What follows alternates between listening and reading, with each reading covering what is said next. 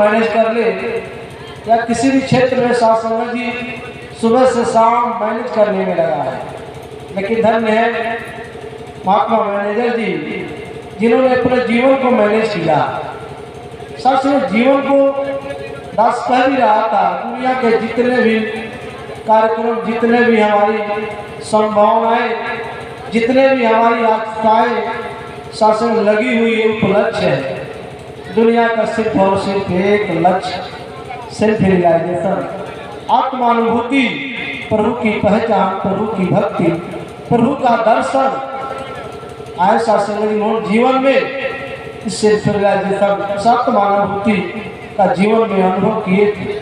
क्योंकि शासन जी जीवन और जगत के बीच का जो संबंध है वो किस उद्देश्य से चल रहा है, इन्होंने जीवन में इसको प्राप्त कर लिया।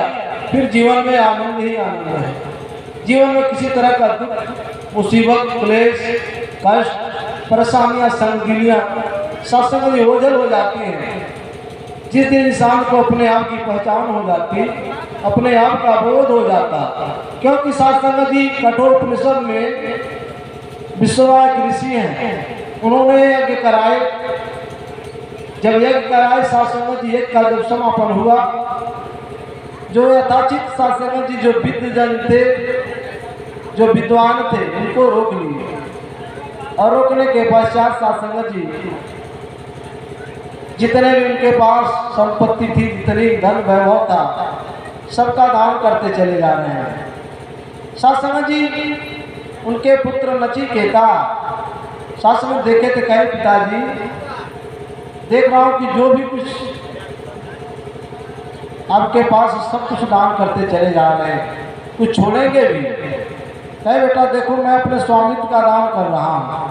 ये यज्ञ, ये कार्यक्रम का उद्देश्य ही है कि शासन जो भी मेरे पास है सबका मैं दान करके शासन में मुक्त हो जाऊंगा। क्योंकि जब तक ये संपत्ति है, मान सम्मान है, पद प्रतिष्ठा है, इसी के लोलुपता में जी कि शासन जी जितनी भी संभावनाएं हैं कहीं ना कहीं उसको धोखा दे रही है। अभी हमारे बीच में परम पूज्य महात्मा मैनेजर जी, शासन जी, उनके जितने भी सगे संबंधी हैं, उनके भाई हैं, उनके शासन पुत्र हैं, उनकी पत्नी है, शासन जी सबकी शासन परिवार के जो जिम्मेदार सदस्य होते हैं, जिम्मेदारी होती है। पारिवारिक संबंध, शासन जी सांसारिक संबंध, राजनीतिक संबंध, आध्यात्मिक संबंध, वो महात्मा तो हर एक संबंधों से जुड़े थे। लेकिन एक महात्मा जो होते हैं, जो ज्ञानी संत जन होते हैं, जो पूर्ण संत होते हैं, रहते तो सबके साथ हैं, लेकिन उसका नाता जो मुख्य होता है परमात्मा के साथ जुड़ा होता है। जैसे शासन जी, अभी महात्मा हमारे उदय जी भी कह के गए कि शासन जी जिस प्रकार से अरुई के पत्ते को हम देखें, शासन जी उस पर पानी रखें तो शासन पानी का उस पर कोई प्रभाव नहीं होता। उसी तरह संत का जीवन भी होता है मोतियों जैसा, शासन जी हीरे जैसा, कहने उसका कोई मोल नहीं है।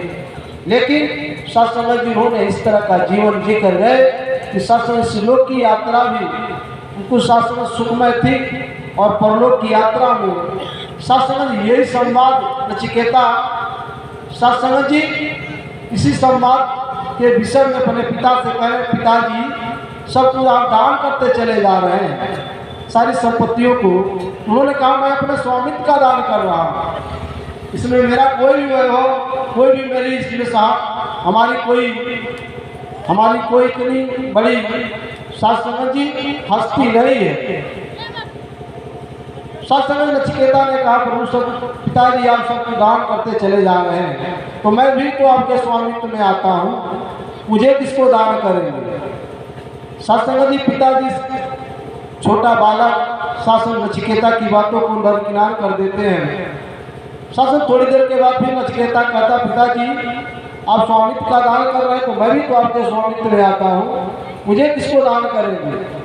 शासन विश्वास ऋषि जो थे शासन इस बात को सुना कर जाते हैं, बार बार यही प्रश्न को लेकर के इनके पिताजी नाराज हो जाते हैं। और कहते हैं मैं तुमको यम को दान दूंगा, यमराज को मैं तुमको दान दूंगा। धन्य है पुत्र पिता की बात को सत्संग जी सह स्वीकार करके वो सत्संग जी यमराज के पास जाते हैं। सत्संग यमराज के पास जाते हैं, यमदूत होते हैं, कहते भाई इसका तो कोई समय नहीं हुआ, इसका कोई समय नहीं हुआ, उस पर कोई ध्यान नहीं देते हैं। और नचिकेता जो है यमराज के दरवाजे पे पहुंच करके जब यमराज की सत्संग जी पता जानकारी लेते हैं तो पता चलता है कि वो कहीं सत्संग भ्रमण पे गए हुए हैं। नचिकेता 3 दिनों तक सत्संग बिना खाए पिए उनके दरवाजे पे बैठे रहे। जब सत्संग जी यमराज अपने मकान अपने महल में जब आते हैं तो पता चलता है कि 3 दिन से कोई नन्हा सा बालक आया हुआ है और मुझे पूछ रहा है। सत्संग जब यमराज आए कहे बेटा कहाँ से आओ, क्या बात है? उन्होंने कहा मेरा पिता ने मुझे आपको दान दे दिया। उन्होंने कहा तुम्हारी उम्र अभी नहीं हुई, तुम्हारे पूरा समय नहीं हुआ है, इसलिए 3 दिनों से जो तुम इस तरह से बैठ करके बिना खाए पिए और इस तरह कड़कती धूप में जो बैठे हुए हो, तुम्हारी इस तरह की भक्ति से मैं बड़ा पितृ भक्ति से मैं बड़ा प्रसन्न हूँ, क्योंकि तुम अपनी पिता की बात को मान करके और तुम यमराज के पास चले आए, इसलिए मैं तुमसे बड़ा प्रसन्न हूँ। और तुमने 3 दिनों तक जो मेरी प्रतीक्षा की, इसके रूप में मैं बड़ा प्रसन्न हूँ। तुमको मैं 3 वर देना चाहता हूँ। वर के रूप में क्या चाहिए? सत्संग जी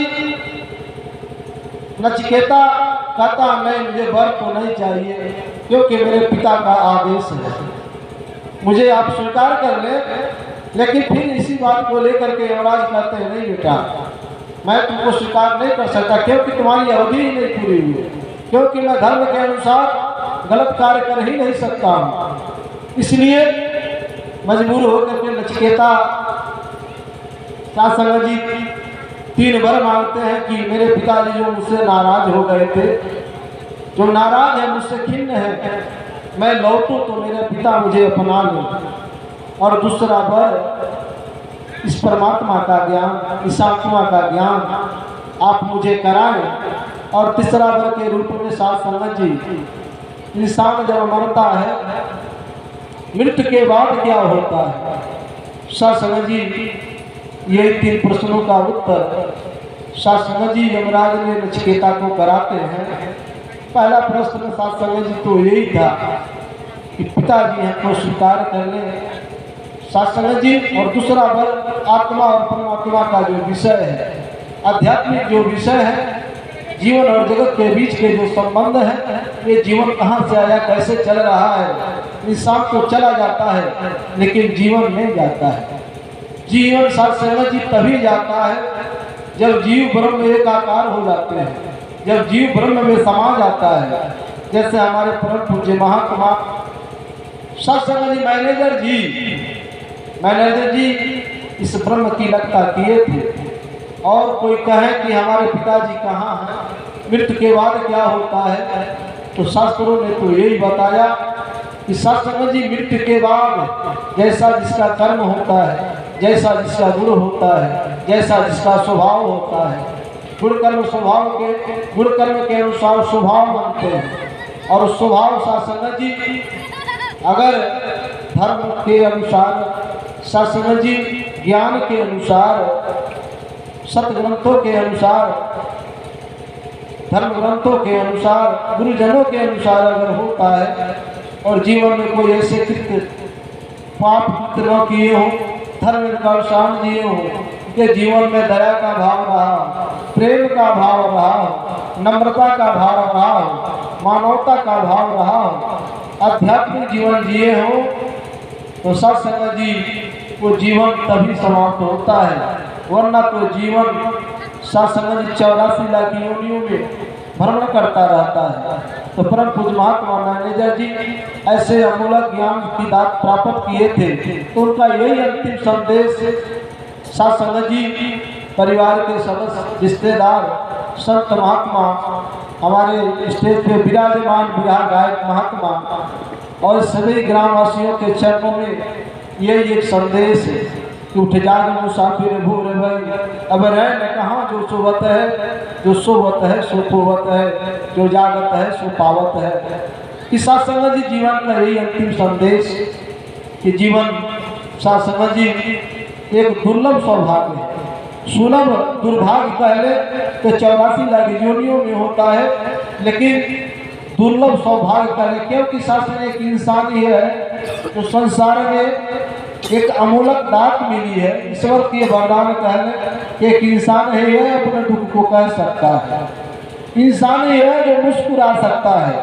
लेकिन दुनिया में 84 लाख योनियों में जाएंगे तो 84 लाख योनियों में साथ संगत जी 83,99,999 योनियाँ धर्म ग्रंथों में इसका प्रमाण मिलता है। और 83,99,999 योनियाँ साथ संगत अपनी खुशी को बयान नहीं कर सकती। कितना दुख है नहीं बता सकते।